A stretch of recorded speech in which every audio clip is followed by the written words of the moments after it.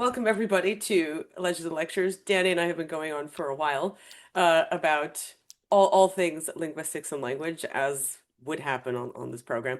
But Danny, for those who don't know you, Dr. Danny Bate, would you please tell people who you are and what you do? Yes, with great pleasure. Hello, everyone. First and foremost, I think I should say that I am Dr. Danny Bate, and I currently have a mouthful of cake, so it may be affecting my voice a little bit. As is So tradition. yeah, as is only right. Please call me Danny. The doctor bit isn't necessary unless I'm showing off for some reason. But I like to call myself a linguist and writer. So I studied linguistics for 8 very happy years, from BA all the way through to PhD. And because academia is generally on fire, I now find myself outside the loving embrace of universities.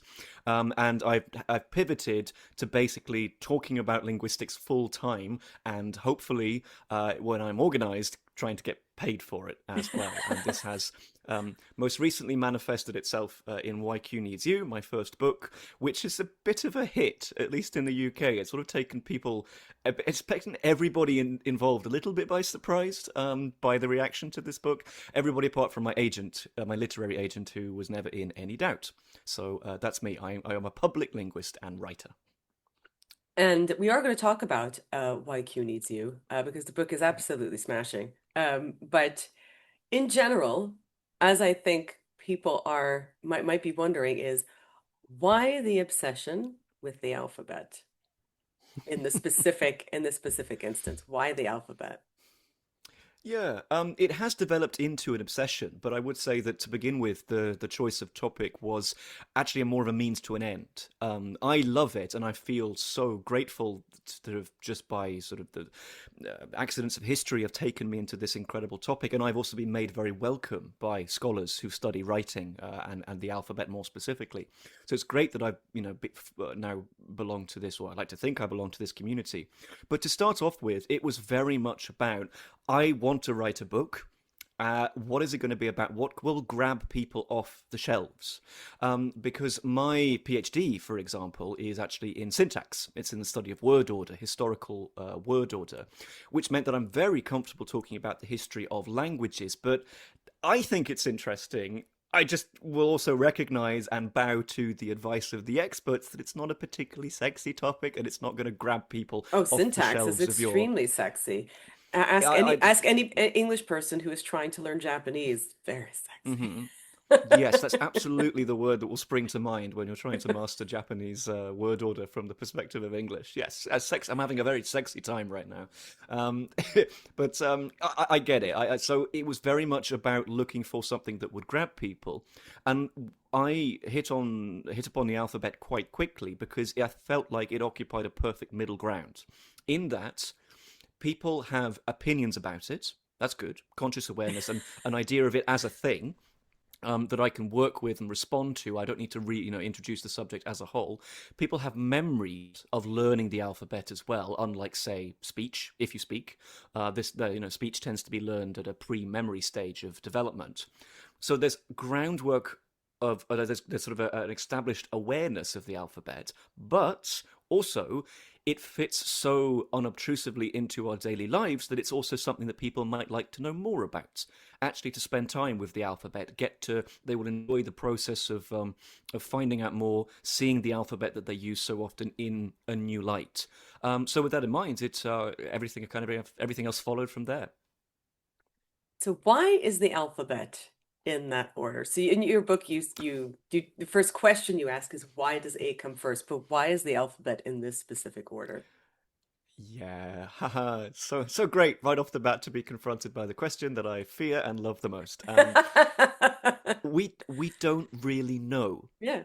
Isn't that And I love interesting? that answer. I love that Yeah, answer. We don't know. we don't, Whatever. straight off the bat. And do you know what? I think that's nice as well. I don't mind answering questions by saying we don't know, because I think it instantly offers a bit of intrigue, a sense of the field being in flux, being in development. So the people who study the history of the alphabet will tell you that we are basically cobbling together our theories from a limited pool of ancient archaeological evidence, most of which does not display the alphabet's order. It seems odd to say that. You think, of course, we should have evidence for it, but think about it. How often since childhood have you written out the full alphabet? Then take those objects. How many of them are written on perishable materials that will survive 4,000 years? Not many. So quite quickly, we are into the weeds. We're appreciating that we are trying to answer these very valid, very obvious questions. Say, why is the alphabet ordered that way? With very limited evidence. A lot of it involves inference, indirect evidence, as well as direct evidence. Basically, you can work through what isn't the reason. So if by looking at other scripts and writing systems that are around today. So take say Devanagari used in India. That's the one with the line that goes across the top, right, and they Hmm. sort of hang down underneath. Devanagari is organized according to phonetics. You write out all the letters according to what kind of sound they represent. So vowels come first, and I think it ends with like sibilants and the h sound, right? Makes sense. That's not the alphabet. The alphabet, as much as we can tell from the earlier stage, is not organized on a phonetic basis. The letters and the sounds we're pretty sure they represented, there's no consistency. Okay, then look at say the dominant order for the Arabic script. The Arabic script has one or two traditional ways of writing it out in full, but the one that you'll learn in a lesson today, I think it's called something like the Tawiya order. I might be wrong about that. It basically it's organized according to similarity of shape. So you group the letters together according to whether they share the kind of fundamental base, and they differ according to how many dots and where you put the dots. Also, not the case. So we look at the earliest forms of the alphabet when our letters still look like things. They look like they're sort of the hieroglyphs that inspired them. Again, there's no visual coherence. What does that leave us with?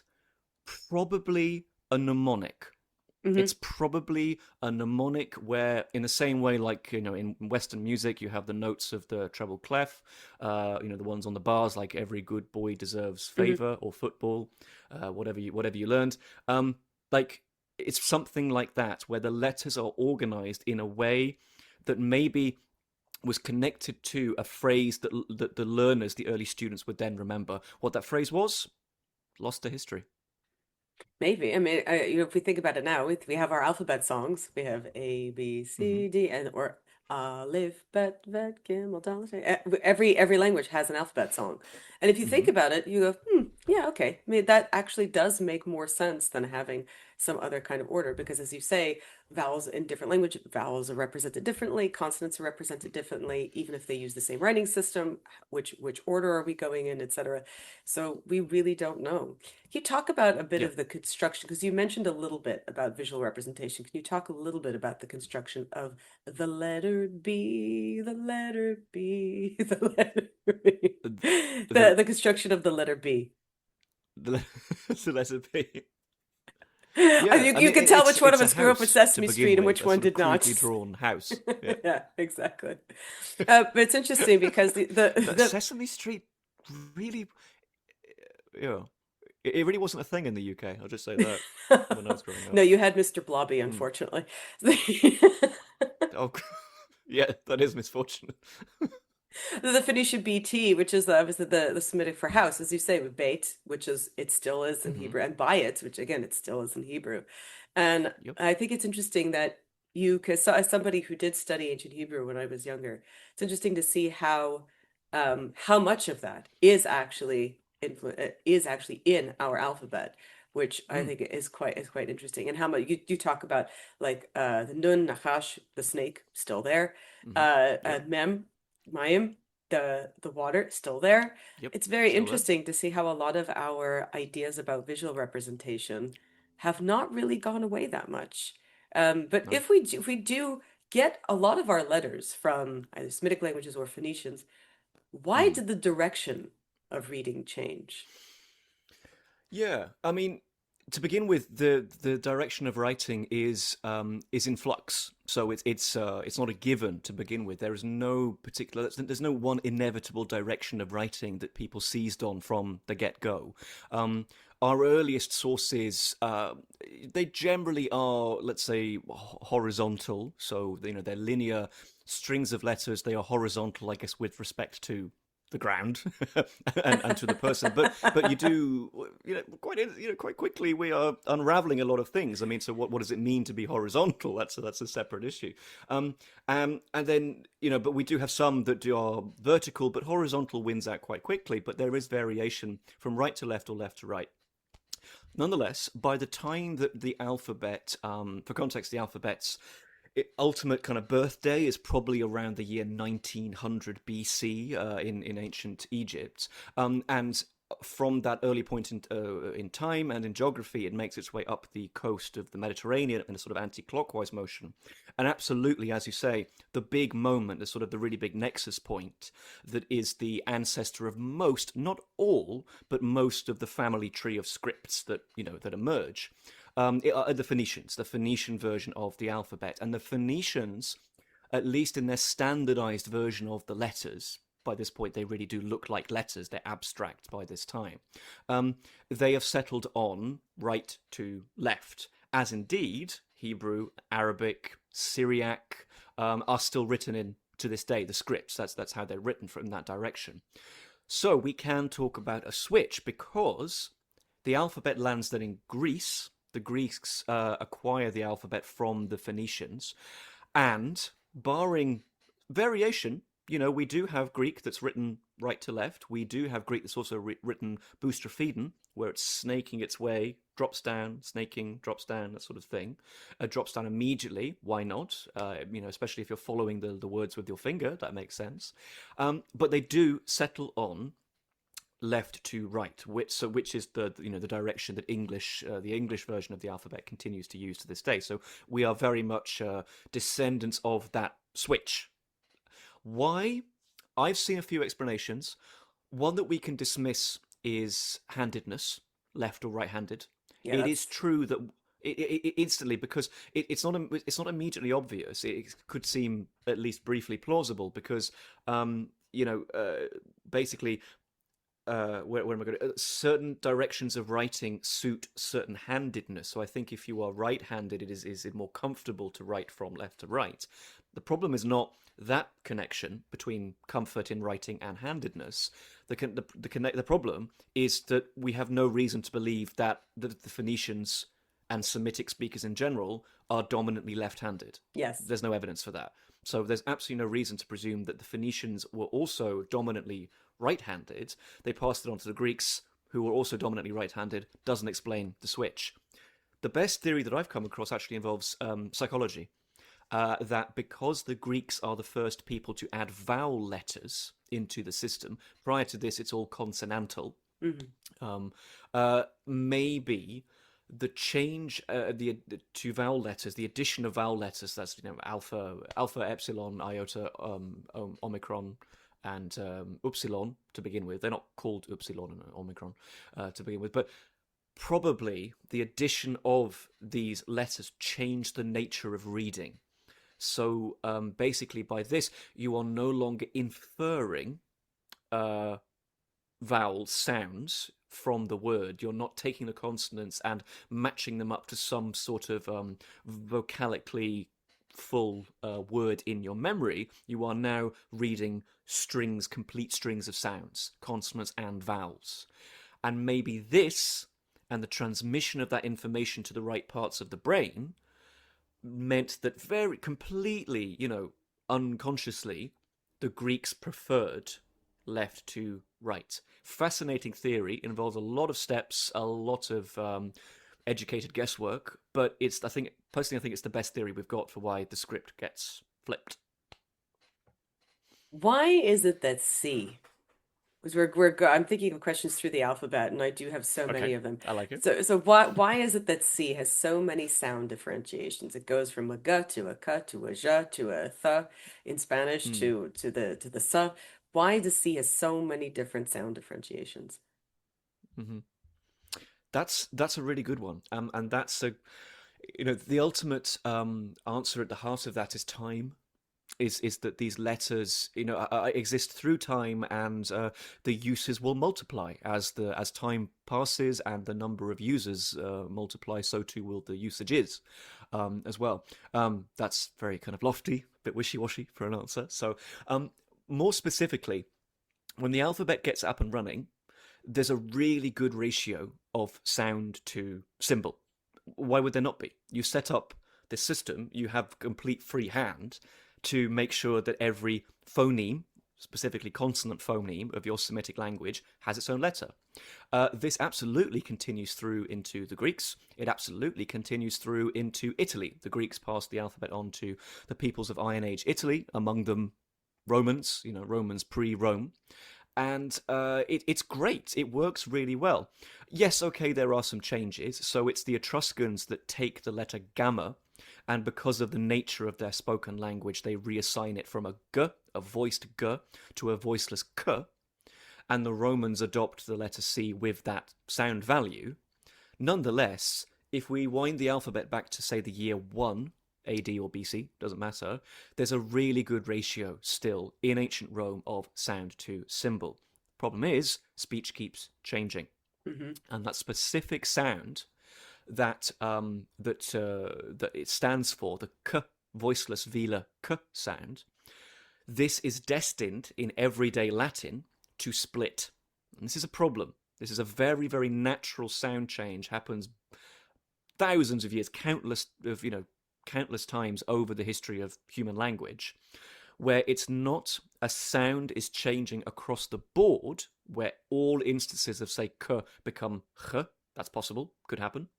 I think that's happened in Hebrew. I know there is k sound as well, but Now I that think there's a chet and then there's a kuf. Yeah. So yeah, there's I think it's just I forget my Hebrew, but you've got like sounds that enter via loan words. You could have loan phonemes, so like you can have ch. Like take for example words in Irish that have a p tend to hmm be yes. like they tend to be loan words. And I think Yeah, there's like something happened in Patrick. Hebrew Yeah. like Patrick. There you go, Saint Patrick, because he came from elsewhere. He's not Irish. But I think I don't want to get my Hebrew wrong. But you've got Bate, which is standing for ver, and then you have also words with bur, and I think the words with Oh bur yes, are I loan see. I see what words. you mean. Yes, because Yeah, so what I'm you getting can at, have yeah. a b and a v, but then a vav Hmm. is also a v. But yes, I understand. Yes, the loan words are written with the vav. Yes. Right. So you can have this kind of sound change across the board, as has happened in languages. I'm currently struggling for an example, but the thing that really stretches the alphabet's capabilities is when you have a context dependent sound change. And this is what happened to the letter C. That the letter C standing for k, as it still does in words like control and cavalier, both of which come from Latin, ultimately, um, it doesn't change. So before certain vowels, it does not change. These are the vowels a and o, u. But before the front vowels, e and I, it does change. It's a sound change called palatalization. So consequently, this is where this change to the sound of C will affect the letter C itself, even though it hasn't visibly changed, because it's now very much based on context. What letter comes next will tell you how to read a C. This is where we get the difference between soft and hard C from. It's an imported practice into English, and it's the reason why you might say I don't know control, but cent, like the money, that sort of thing. And context dependent sound changes are always going to stretch the capabilities of a particular letter, because now it's relying on teaching and memory and context to know how do I pronounce this particular letter. And this is responsible for the splits over and over again. There's a split that happens in what becomes French. That's where we get soft and hard C from. The same kind of split happens in Italian with slightly different outcomes. So it's not a s, but a ch, that's a soft C. And English happens to get words from Italian, like, Hmm. say, cappuccino, that has the Italian soft C. So again, by borrowing words from Italian, we are multiplying the possible values that a letter C can have. So that's a lot of information, but it's basically at the heart of it is time and sound change, and specifically not sound changes across the board, but sound changes only in some cases. Case. That's a good word. That's a good example. That's the kind of word I was wanting. Case from Latin casus, right? But It's then a, it's if it's you a hard C. if you Yeah. add your friend H right after it, it becomes Chase. It becomes a chase. Yes, indeed. That's something else. I mean, it's not also something else. That's also sort of post-Roman linguistic shenanigans. Yeah, you encounter the same characters over and over again in the history of spelling. Yeah, you see the H, you go, "Hey, wait a minute, it's you." Or Yeah, even, yeah, yeah, it's the since you know Old Irish and since you understand Modern Irish, you look at the H and how that affects consonants in mm, Modern Irish, and you go, "It's you again. Hey, what are mhm. you doing here?" Huh.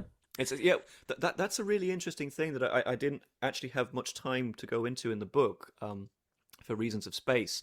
But we have we have the letter H. I know I'm jumping ahead in the alphabet, but it's the combiner, right? It's the one that we combine with other letters to spell more consonant sounds. C plus H, you get ch. But we have this is kind of taken up a notch in the post-Roman world as Rome disintegrates, and we have things like th for spelling th. Yes, that is very much something that's happening in Greek, but I found while researching this, it's not particularly clear who we can point the finger of blame or finger of recognition at as to who invents and sets up certain digraphs like th, Mm. because certain languages absolutely need them, but it's not quite clear who got there first and who kind of spread it around first. It could have been the Irish. It could have been the Irish who actually recognized that we need th, and we need th to represent a th sound that's very much bound up in our Irish system of grammar, where we can see that a t for t is becoming a th for th through Celtic mutations. So they are maybe the people who recognize the relationship between those two sounds should be mirrored in the relationship between t and th. And maybe were the first people to partner up these letters, and then they spread it to the continent and they spread it to Britain. Maybe.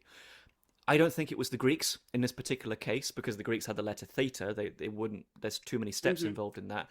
I think I've also read a paper that makes the case it could have been German writers instead. It could have been German writers who combined th for spelling Germanic names. It's not particularly clear. Very often there are, as far as I understand the field, there are steps in the history of spelling that are not particularly sewn up, or we're not particularly confident of. So on this channel, we like to destroy myths and legends. So let's talk about the legend of G. Can we trust Plutarch? Because I don't. And Well, did Ruga really invent the G? he could have. That's all I will say. I don't think I enjoy historical revisionism. I love people knocking down old ideas, and I also love it when old ideas then come back into fashion.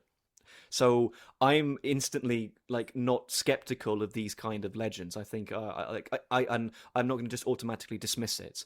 Yes, there could have been one individual, a freedman, so a former slave, working as a teacher in ancient Rome, who could have invented the letter G. Maybe we can call that the a minimalist, explanation. A maximalist one may be that gives him less of a founding father vibe. Is he could have popularized it. He could have popularized it. He had a school. We are pretty sure, at least, that he is the first person. He's credited with being the first person to set up a school in ancient Rome. He's living around about the year 200 BC. And it's really not impossible that he could have invented the letter G, prior to which, because, as I mentioned earlier, the Etruscans had allocated gamma to the C sound, the K sound, rather than G, there's no letter for G anymore. And because Latin needs that, it needs, it has a sound like G, which is in want of a letter, it would have been a very natural thing to simply add an upward stroke to a capital letter C. Very natural thing. He could have done it. It would have been like adding a diacritic, Hmm. that we do to create new letters, just adding a simple thing. It's just a shame, of course, that only one source, written centuries after the fact, tells us this, and that's just a shame. But it's not impossible.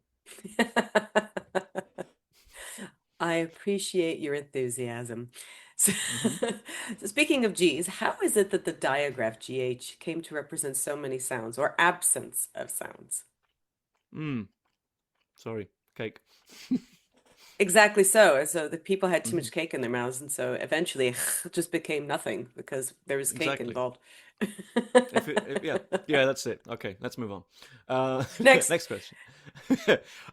GH is it belongs to the same kind of phenomenon as we see with CH and TH and SH. It's basically the idea that you add H to get some other sound. It's creating digraphs. Um, this is something that's actually not present in Old English, the oldest stage of the language, pre, let's say, 1100. It's something that seems to come in from the continent with the Normans. Other languages do use CH, Hmm. but it varies. I think there's much more. Did I say CH? I meant GH. TH. There's much more GH in the past, actually, compared to today. Like you find more languages, using GH, like Dutch and German. It's a possible way of writing. But basically, it's brought into English to spell one or two fricative sounds like a G with the back of the mouth and the back of the tongue. This primarily would have been the sound ch, probably voiceless, possibly voiced. Voicing is, the buzzing in the larynx. Hmm. But this sound in certain environments could have had a more frontward, position fricative, like h, as in German ich. Right, that's a palatal fricative. And this worked. This worked really well in English. GH is one of the ways that you could spell this sound, and it actually ends up being what people settle on towards the end of the medieval period, where we find the settling of English spelling by means of a kind of standard, a London standard emerging, and that gets spread around with the printing press. But crucially, this is the thing, things like GH make the cut. They're around in speech at that time and probably for a couple more centuries, and therefore they make it into spelling, but then they disappear from the spoken language. And I think, I forget my chronology, this is where spelling mistakes are super important because we can actually tell what's going on, how people are starting to pronounce things. Which, of course, for linguistic evidence from our modern age, we won't have because everything's so standardized. Basically, from let's say the 17th century onwards, the h and h sounds start to disappear. They are being dropped from spoken words. So a word like night, as in nighttime, over the course of the modern era, goes from something like nicht to niet, with the consonant dropped, and the great vowel shift then shifts that vowel into night, and we end up in my current pronunciation. The dropping is probably starting in the late Middle Ages in time to be affected by the great vowel shift. So that's basically what's going on. Sounds dropping out, but nonetheless they stuck around long enough to make it into spelling. But this is the thing. This is one of the many ways in which studying spelling absolutely ties your head up in knots, because the GH still deserves to be there. It's Hmm. not redundant. If you take it out from words like night, you get knit. Or if you take it out from, I don't know, a word like, what's another one? Ought, you get out. Out. Yeah. So, out, yeah. So it still deserves to be there. And the fact that it deserves to be there is a fascinating phenomenon of a kind of parallel development. So when sounds change, if they change consistently, spelling can stand still and just represent the new sound. This can involve just a single letter when we have sound change across the board. So a good example of that would be like the letter beta in Greek. It goes from a b to a v. The letter doesn't need to change. Now it just represents the new sound. But that can also happen when vowels and consonants are working in tandem and they are changing together, as I illustrated with the example of night. They're very much bound up in each other. The consonant drops out, but this means that the vowel is lengthened. That's not happening without that consonant first dropping out, which means that basically the I and GH and spelling are all kind of in it together. Hmm. They're all in it together, meaning that they are all bound up in each other to this day. You can't get rid of one without losing something, because the word night only has the vowel I because of the GH. Yeah. It's, Exactly. it's a strange kind of complicated relationship, which when you look at this, when you bear this in mind, English spelling becomes a lot friendlier. But we are looking at combinations of letters that work together to spell either combinations of sounds or sounds that have since merged or affected one another. So it's a very complicated kind of dance between speech and spelling, which we all kind of Agree on. subconsciously Yeah. know, yeah, agree on and learn. We really know it. You can just make up words that involve these principles, and people will predictably pronounce them a certain way. If I were to make up a word for you off the top of my head, okay, let's take up a word like Zart. Zart. I don't think that exists. Apologies if it does. And if I at least present this to a British audience and I spell it, I'm going to spell it Zart because the R has been involved in the sound of the A. Yes. The two goes together. If you take out the R, you get Zat. So it's a weird relationship which we learn these rules and the ways in which these letters are interacting with another with each other, and we can extend that to new words as well. Whenever I hear people saying things like, "Oh, we should take out the GH," I hear all the Scots have entered the chat. Just going, hang on a Yeah, minute. hang on, Wait a we second. still we were still using that. Put on my cold dead hands. Yeah, yeah, Um, exactly. So in Scottish English and Scots, yeah, nicked. yes, exactly. Yeah, Actually, we yeah. wanted to ask you the question of, since we had mentioned the ch or the yoch, Hmm. where did the missing letters go? Because we used to have thorn, eth, win, yoch, uh, evil ash, right? And obviously Hmm. ampersand as well. Where did they all go? And why did we get rid of Hmm. them? Was it really just a printing press, or was there some other explanation? Yeah, I think I need to.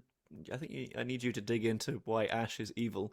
I think that's it's quite a useful letter, to be Yeah, honest. what's wrong? Yeah, what's wrong with it? I don't find anything. And it wears its usage on its sleeve because it's kind of halfway between an R and an S, so it looks like a combination of the two. That's nice. Mm-hmm. We don't get that a lot of the time with English, so that's nice. Where did these letters go? They fell by the wayside as society changed. So these letters are very much bound up with the Old English period and when they're in kind of full circulation. They're not universal. You can find Old English spellings with like th instead of the single letter thorn, and they're brought in during this period. People, have access to runic writing, and they say, "Great, we'll just take words from runes," which I think you can say a lot about that. I think that the fact that they felt able to do that, able to add letters to the Roman alphabet, I think reflects their sort of self-identity as people kind of outside the Roman Empire, like non-Romans, like Roman lovers, Roman respecters, but not Romans, and therefore we can kind of add things to their alphabet. I think there's, you can read more into this than just sounds. Um, so things like this endure over the subsequent period that linguistically we know was the Middle English, and they do fall by the wayside because they are crucially they're not continental. People are writing in a much more French style after the Battle of Hastings, and things like Ash falls by the wayside very quickly. Mm-hmm. It's all just subsumed into A. Thorn endures for a long time, and increasingly it's kind of as a it starts looking like a Y, like a letter Y, which, as you'll know, it's that great kind of fun fact. That's the origin of ye olde. It's the oldie. It's just the word the originally. But really, I would say the death knell in that, the thing that really consigns these things to like the past or archaisms, it is the printing press. The printing press. You don't have blocks. You don't have the movable print or the movable type that you've brought over from the Low Countries. It didn't come with a thorn. It came with a Y. You can use that, but that's not it. What it definitely came with was a TH. So there are absolutely these biases which meant that these letters kind of fall by the wayside. A few of them at the beginning of the Middle English period, and others at the end. Speaking of the printing press, who invented upper and lowercase? Like I can hear all the Germans in the chat going, ah. Yeah. Who Who invented in, upper and lowercase? that's the tricky thing about talking about inventions. Who invented them? I suppose, strictly speaking, it's the Romans. In that it's in Roman handwriting that the separation starts to take off. Using the capital letters, which are the ancient ones, using them according to different context, different environments, who you're writing to, what are you writing on. A kind of cursive emerges that simplifies the letters to make them easier to write or quicker to write, reducing their complexity, and this will become what we think of as lowercase. Mm. Um, I think the important fact is that the capital letters or knowledge of the capital letters never goes anywhere. It sticks around throughout the Middle Ages until a kind of system for using the two establishes itself towards the end of the early medieval period, the beginning of the high Middle Ages, whenever that was. Basically, the two start to be used side by side. That's the crucial thing. If we were speaking like thinking of them as cases, that's printers. So that's 15th century because they come in boxes, and you want to keep your movable print, your movable type separate. So you put them into separate cases. There you go.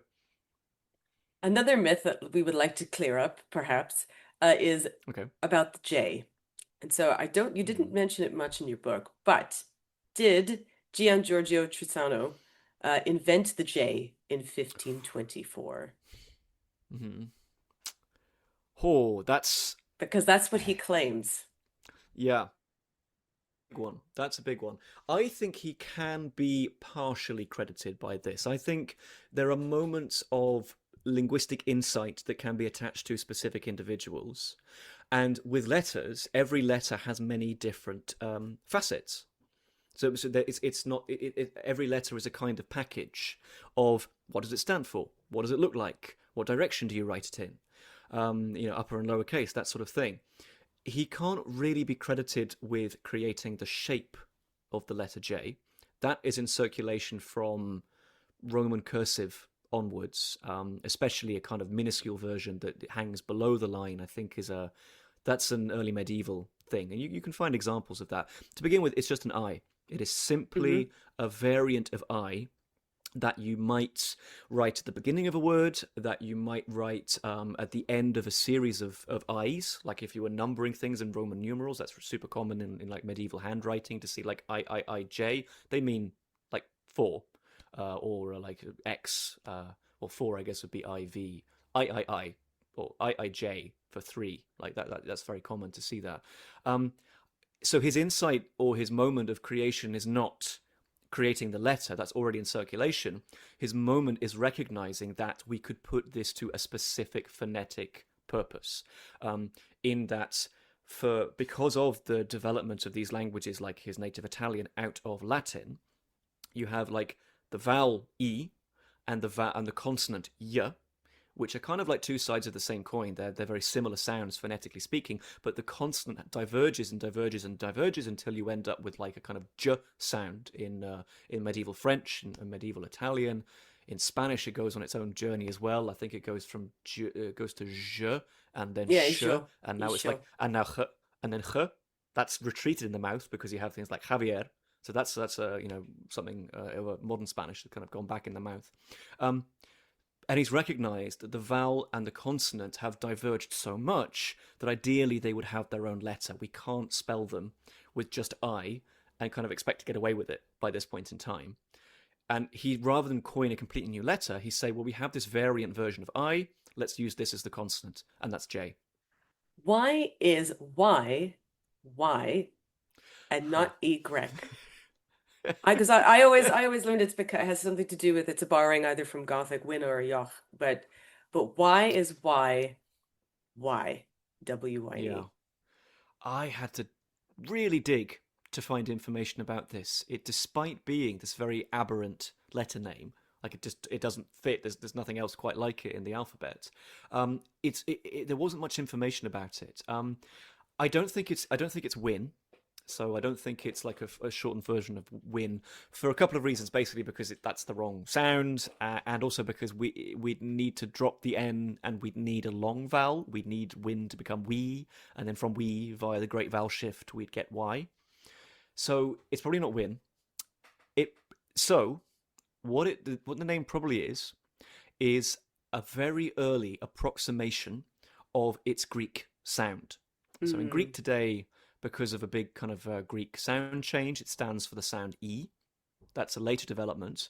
In at least, let's say, classical Athens, so in the time of Socrates and Plato, it probably stands for U, the front vowel U that people may know from French or German, right? It's a very common sound. Hmm. Very unstable sound, keeps changing over and over again down the languages.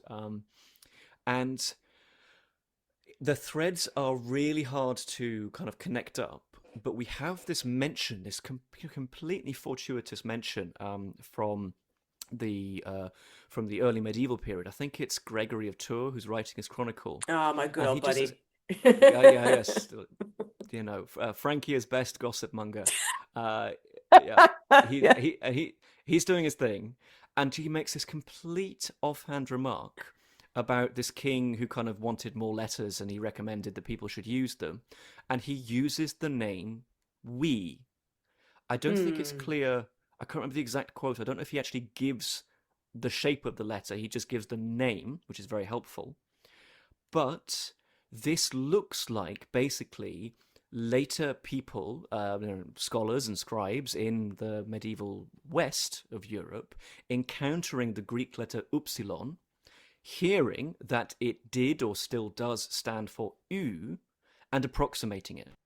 They're approximating that sound. So it's not we, it's more like ui, ui. And Okay. this, it's really not clear how we then get from that to the English use of that name, but it's a hugely kind of important milestone on that name's journey that gets us to why. Because with ui, if that's what they intended for, for it to be pronounced like, we can then, centuries later, in English, apply the Great Vowel Shift and we get why.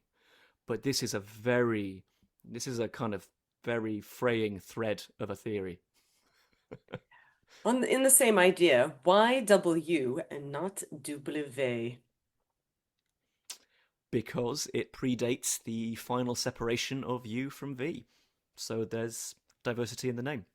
I That's I it. Sort go of the yeah. I go through this with my students all the time because if I teach them, they're coming from French and I speak French, and they go, "Oh yeah, that W," and I go, "Nope, W," and they go, Hmm. "What?" Immediately, they just get so Yeah. upset. So that Or and like draw a lower. the or when Yeah. I where I'm helping them to spell and I go, "Okay, E," and then they write an I and I go, "Nope, other E," and Yeah. Yeah. That's a bad one. The Great Vowel Shift has a lot to answer for. It's responsible for that as well.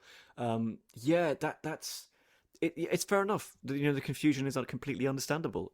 This is a letter that I think I very grandiosely call it in my book. I call it a child of the fall of Rome, because basically it's invented to spell the sound w, Mm, which post classical Rome mhm. there's no letter for in the alphabetical system.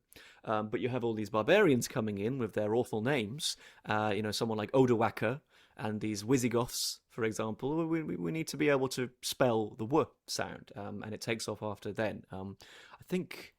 Trying to remember where we get the earliest ones. I think we have some from Francia, but I think a lot of the earliest examples come from England, from the Old English period.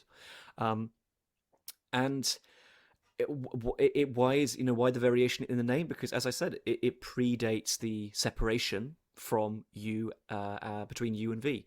It's a very gradual separation. Arguably, it's not complete by either by at least the 18th century. You look at Dr. Johnson's dictionary, 1755. My boy. He actually, yeah, I get it. One of my personal heroes. I know we shouldn't have historical heroes, but the more I learn about him, the more I'm like, this is a sound man. Like this is it's just so many correct opinions. Loves languages.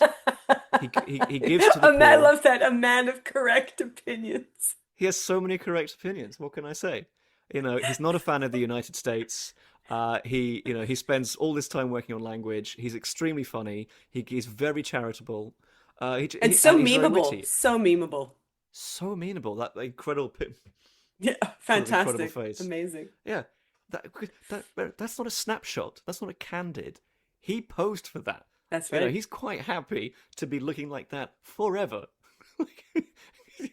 I would hate that if somebody took that portrait of me and 200 plus years later some guy writes a book and includes bits about you and that's the picture he Oh uses no, to that's the best illustrate you with. picture. That's the best picture. I'd rather not. I don't have Dr. Johnson's laissez-faire attitude to publicity, I You need think. his wig. That's Um, what you need. yeah, well, they'll come back into fashion, I'm sure, at some point. But yeah, he's just sort of one of my kind of personal heroes. He's the sort of person that I think I've been honored to have met him, but he probably would have said something absolutely scathing about me that would have made me love him Such an more, honor I though think. to be insulted by Such an Dr. honor. Johnson.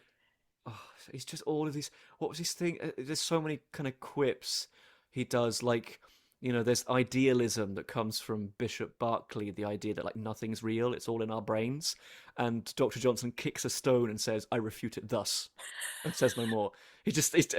Or like someone is talking about like how motion doesn't really exist, and he just gets up and leaves. It's just little things like that. Sorry, I'm so happy to talk about Dr. Johnson any time of A the man day. of correct opinions. That's A so man good. of correct opinions. There's not many people I can say that about.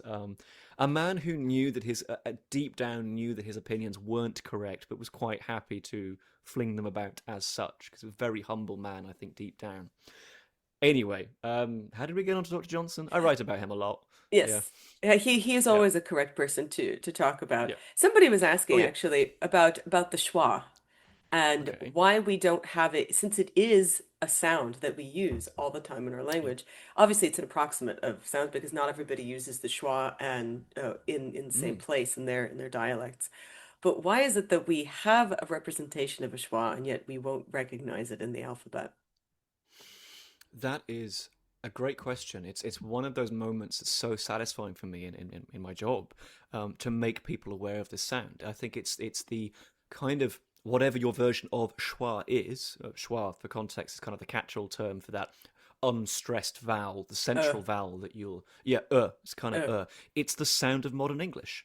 It's so common. It's the thing that defines modern English. It's the thing that trips people up about sounding English, because schwa is not. I mean, I would hope and I trust in modern language teachers that they equip their students for this. But even if L2 learners of English know about schwa, they may not be able to replicate it because their language may not have it. It's the reason why Czechs, so Czech people where I live, will sound Czech. They'll sound foreign because Czech has no schwa sound. So they won't say doctor, there it is. They'll either upgrade it to a full vowel, doctor, or they'll turn it into some sort of syllabic R. So say doctor, which neither is English. Both are very Czech. It is the sound I think that defines modern English. It's so common, like every other word. In fact, it is a word on its own because the indefinite article most of the time is not a or an. It's just a. You Uh, know, I read a book. I read a book. I read a book. So common. But if schwa is around over early periods of English history, it's just not around enough to make it into spelling. It seems to be, we don't have recordings of this, but we can basically kind of say, or in a kind of, well, I hope it's not circular reasoning, but we can kind of say, based off spelling itself, that if it had been around, if it had been a prominent feature of English, we would see it in spelling. A letter would have been created or a letter would have been dedicated to spell schwa. Maybe not in all words, but in some words. It wasn't. So it's not common enough to make it into the standard that emerges in the 15th century. And I would say that actually it increases, it increases, it increases. And I think that you can still find hints of a kind of earlier stage of English that has less schwa in it. I mean, you can hear like actors with this great diction. I don't think this is some sort of like affectatious pronunciation. I think this is actually a hangover from I can't prove this, but like it's a hangover from earlier stage of English with less schwa in it, where it really is actor, it's not actor, right? Uh, it doesn't make the cut. It's not around enough in the spoken language to make it into the alphabet, and therefore, to this day, it's absent from spelling, despite being arguably the most common English sound. and so with that, if you Mhm. could change the alphabet in one way, do not say get rid of Q. Do you change the alphabet in some way? Danny goes on at great length about how much he absolutely despises the Q, but we need it. We need it. It's so Yeah. important because that's that option. So, because and as you rightly point out, it makes a very important distinction between check and paycheck, which is the Yeah. one of the great, at least here, one of the great distinctions between Canadian English and American English. And so therefore we will not give up our Q, sir. Thank you. So if you could if you could change the alphabet in some way, don't Yeah. say getting rid of Q. What would you do? this is a fascinating thing because I have to be so aware of all the relevant factors when discussing spelling, despite not sharing this the importance of check with a QUE at the end. I begrudgingly, to be a good scholar, I have to admit that's a use for the language. Hmm. That's a use for the letter. That is a reason for keeping it around. Hmm. There is no kind of you know preserve or area where it's like this is good use of the alphabet and this is not. I have to include all of these things when thinking about how we use these letters. I will use this one in future. I think it's a great example. The one I've reached for in the past is like spelling bees. If we Ah. reform spelling and we get rid of things like Q, spelling bees would probably stop functioning because they'd be so boring. Everybody would know how to spell instantaneously, and crucially, certain people who host spelling bees might be out of a job. So this is a genuine thing that I have to bear in mind that there is no kind of right or wrong uses for the letters. They're all uses and therefore all valid. I digress. Also, well, okay, I'm going to digress further. Um, I don't think I'm that mean about the letter Q in the book. Like, if I may quote It's myself, a very long chapter of hatred. yes, uh, I don't think it's like a polemic or anything like this. Okay, chapter Q. Presumably it's after chapter P. Here we are. Yeah. Okay. So at the beginning, I say yes. The English alphabet's greatest absurdity and insult to efficiency and common sense. I stand by that. At least Um, that's only marginally better. What you said about the M, sir. How dare you? Called it dull and dutiful, which it is. Okay, But at the very dull, end of the dull. chapter, yeah, Hmm.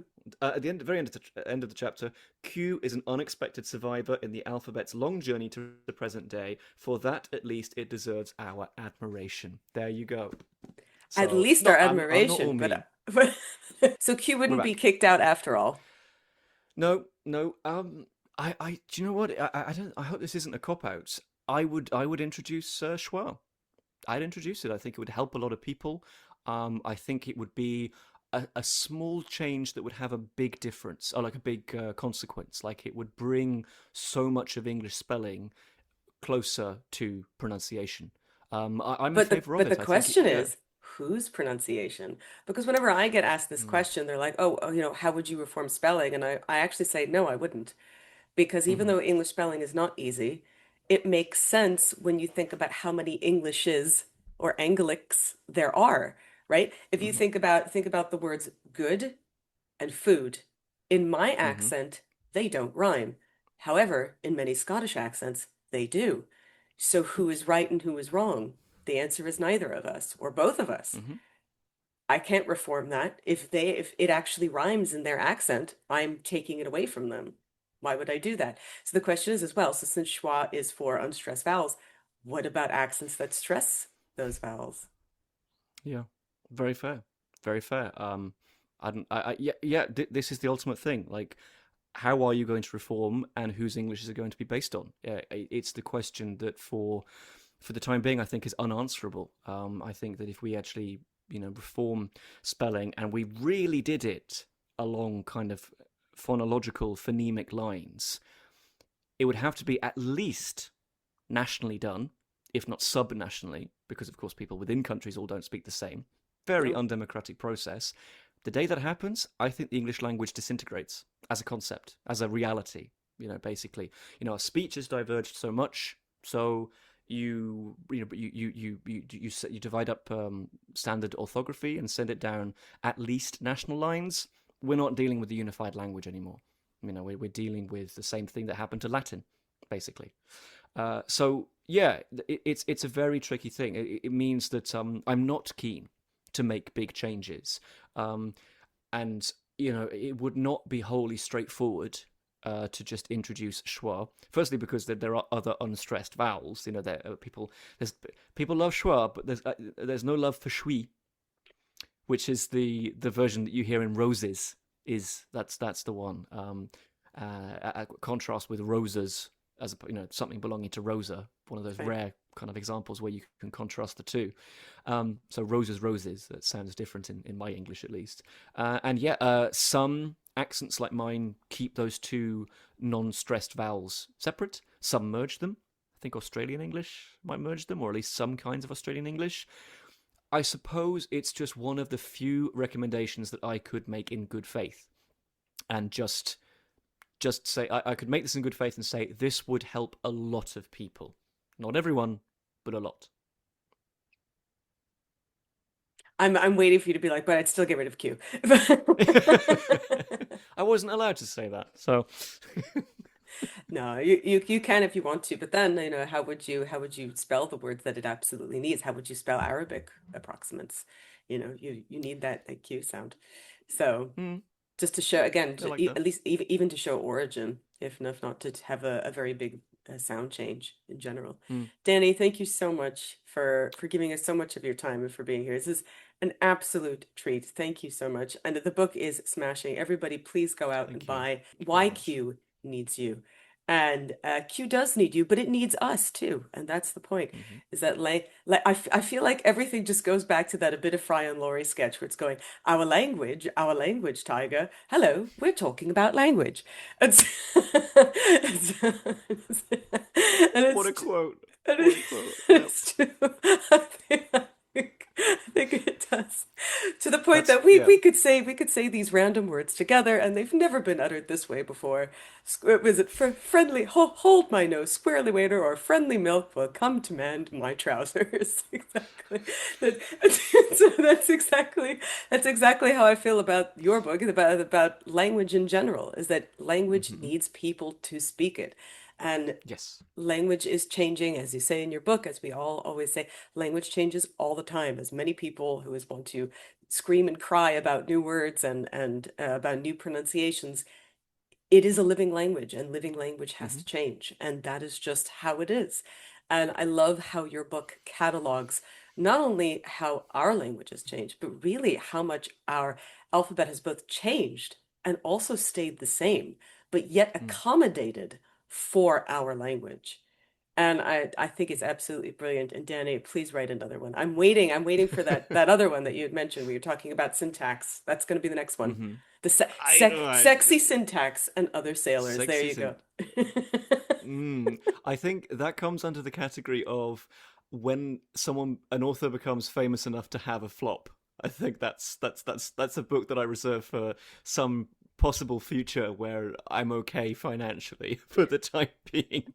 Danny, I'm I, so I have to tell you, I've yeah. got the 36 books in, and I'm never going to be okay financially.